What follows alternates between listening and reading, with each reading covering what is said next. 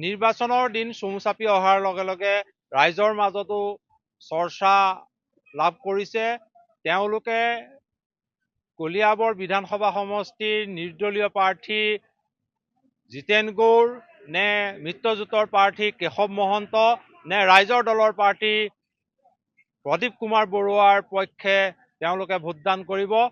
মই সেই বিষয়ে মতামত জানিবলৈ আজি উপস্থিত আছো কলিয়াবৰত নকৈ অন্তৰ্ভুক্ত হোৱা আমবাগান অঞ্চলত। আমাৰ লগত কেইবাগৰাকীও স্থানীয় ব্যৱসায়ী লোক আছে, তেওঁলোকৰ মনৰ কথা জানিম।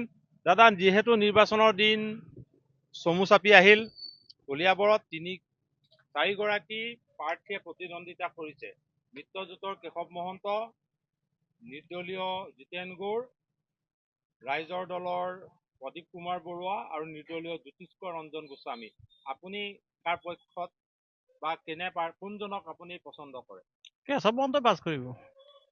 আপোনাৰ পচন্দৰ প্ৰাৰ্থী কোন? কেশৱ মহন্তই ভাল কাম কৰি আছে। কেশৱ মহন্ত। খুৰা, আপুনি একই কথা, একই কি কয়? কেশৱ মহন্তই পাছ কৰিব।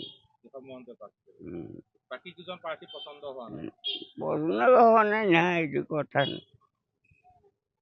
আমাৰ লগত আৰু এজন আছে, তেওঁৰ পৰা জানিম। কলিয়াবৰত 4জন প্ৰাৰ্থীয়ে প্ৰতিদ্বন্দ্বিতা আগবঢ়াইছে।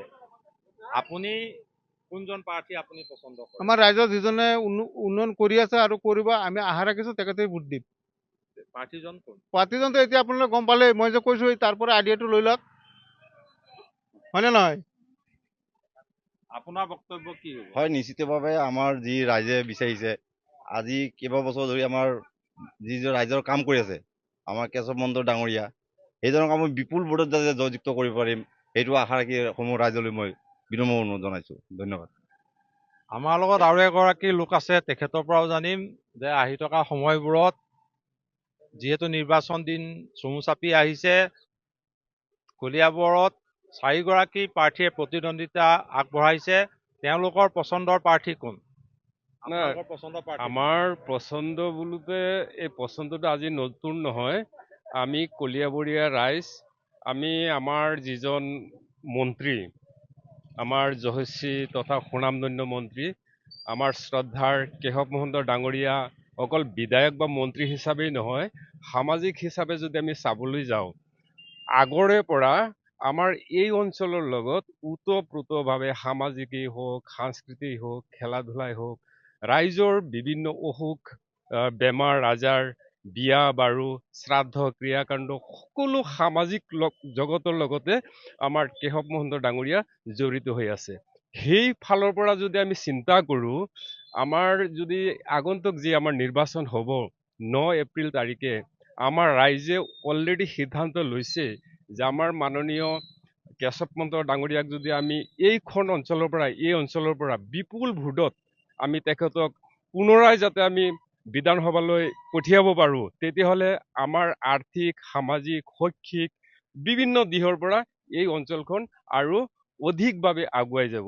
আমাৰ লগত আৰু এগৰাকী লোক আছে, কেশৱ মহন্তৰ প্ৰতিদ্বন্দ্বিতা আগবঢ়াব বাকী কেইগৰাকী প্ৰাৰ্থীয়ে পাৰিব নে নাই? এইটো নোৱাৰে। মই 85ৰ পৰা জীৱিত আছো, এতিয়ালৈকে আছো। কেশৱ মহন্ত ডাঙৰীয়া যিহেতু আমাৰ এইটো সমষ্টি নতুনকৈ সোমাইছে কলিয়াবৰত, আমাৰ চামগুৰিত আছিল, আমি এইকেইদিনৰ ভিতৰত আমি সোমাইছো তাত। তেখেতৰ সমষ্টিত নথকাকৈ আমাৰ চামগুৰি সমষ্টিৰ আমবাগান অঞ্চল, লাওখোৱা, লাইলুৰ অঞ্চল যিখিনি উন্নতি কৰিলে, বিভিন্ন অনুষ্ঠানত অনুদান দিছে। আমবাগান হায়াৰ ছেকেণ্ডেৰীত আপোনাৰ 8 কোটি টকাৰ অনুদান দিছে, বিল্ডিং হৈছে। আমবাগান কালিবাৰীত 2 কোটি টকা দিছে। এনেকৈ কিমান আছিল, নতুনকৈ 50 লাখ দিছে। ফিল্ডত দিছে 2 কোটি। নিগমানন্দ আশ্ৰমত দিছে 5 লাখ, বিভিন্ন অনুষ্ঠানত 3 লাখ টকা দিছে। আমি সমষ্টিত নথকাকৈয়ে দিছে। গতিকে এতিয়া আমি সমষ্টিত সোমাইছো, তেখেতক আমি বিপুল ভোটত জয়ী কৰাই লৈ যাম। এইটো আমাৰ আমবাগানৰ ৰাইজৰ কথা। এইটো আমাৰ লগত আৰু এগৰাকী লোক আছে, তেওঁৰ পৰাও জানিম কেশৱ মহন্তক বাকী 3গৰাকী প্ৰাৰ্থীয়ে প্ৰতিদ্বন্দ্বিতাত আগবঢ়াবলৈ সক্ষম হ'ব নে নাই? কেশৱ মহন্তৰ লগত কোনেও নোৱাৰে। কাৰণ এটা কথা ঠিক যে কেশৱ মহন্ত জিকিলে মন্ত্ৰী পদ পাব, 1 নম্বৰ কথা। দ্বিতীয়, কেশৱ মহন্তই চুকে কোণে গলিয়ে চব চিনি পায়। সেইটোৰ কাৰণে কেশৱ মহন্তই জিকিব।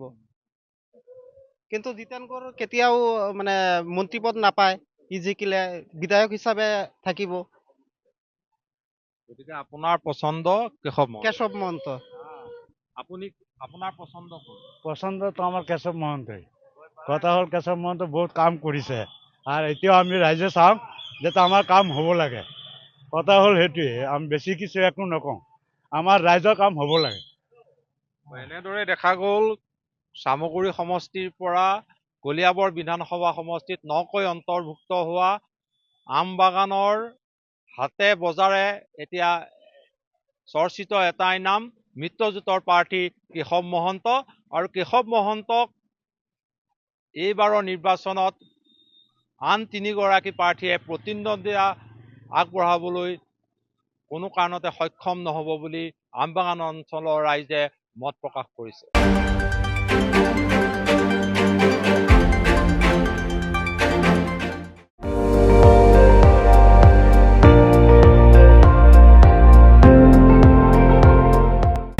আপুনি চাই আছে ND24, সৰ্বশ্ৰেষ্ঠ নহয় সৰ্বোত্তমৰ দৌৰত।